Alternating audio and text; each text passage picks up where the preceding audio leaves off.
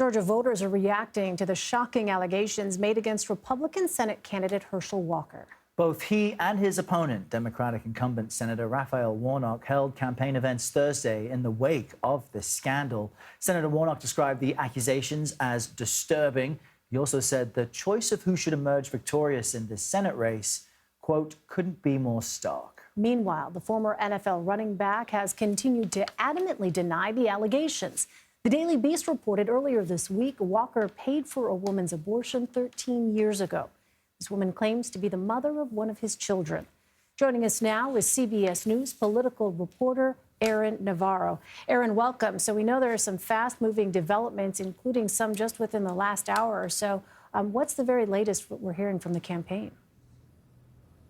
So the latest that's been reported on the campaign, this in from CNN, is the campaign's political director, Taylor Crow, has reportedly been fired recently. Now, this has not been confirmed by CBS News, but it's another fallout of this Daily Beast story that came out on Monday that really sent echoes through this Georgia Senate race. Well, you attended campaign events, I know, Aaron, for both Senator Warnock and Herschel Walker yesterday.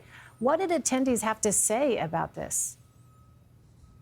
So from the snapshot of voters I was able to talk to yesterday, if you felt a certain way about Herschel Walker before, this new story is not going to change your mind. Here's a bit from what I heard from the voters yesterday.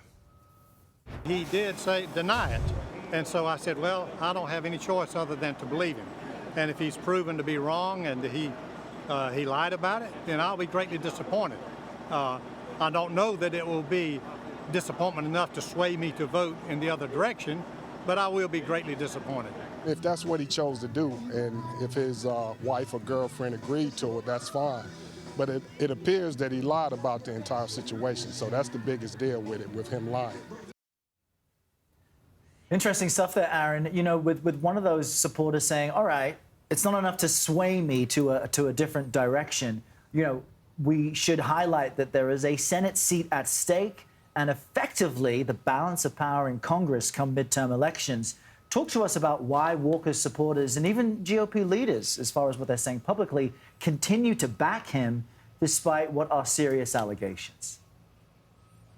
So starting with the voters here on the ground, they say Herschel Walker is more in line with their stances on issues like the economy, the high grocery prices, the rising inflation rate, when it comes to the rising rate of crime in urban cities, when it comes to the southern surge of migrants at the southern border. So they say Herschel Walker is more in line with us on those issues. Raphael Warnock is light years away from what we believe on those issues. So we're going to stick with Herschel even despite these allegations. And when you look at national Republicans, they know that Georgia is pivotal to their path back to the majority in the Senate. They came close to capturing that in the 2021 runoffs here in Georgia, and they know that that could happen again this year. If there is a runoff, it will happen in December, but they know that Georgia is pivotal and is a must-grab if they want to capture the Senate majority. So, Aaron, you mentioned that for Republican voters, these other issues like the economy, you said crime, migrants at the southern border, those are all the kinds of issues that they're looking at, right, with respect to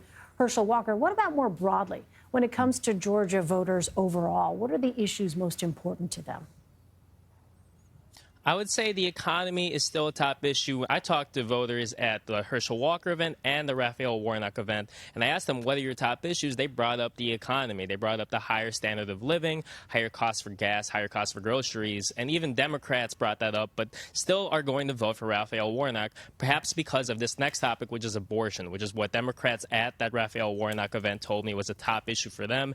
They have noticed and took note of the abortion ban from Governor Brian Kemp here in Georgia. They think that government should play no role when it comes to abortion. And lastly, affordable housing. Georgia is a fastly growing state, especially around the Atlanta suburbs. People are very conscious about how rent has gone up, mortgages have gone up because of this increase in population. So those are the top three issues across the spectrum, the political spectrum, when you talk to Georgia voters. It's great to have you there speaking with voters as this all unfolds on what looks like a beautiful day in Savannah, Georgia. Aaron Navarro, thank you very much. Thanks, Aaron.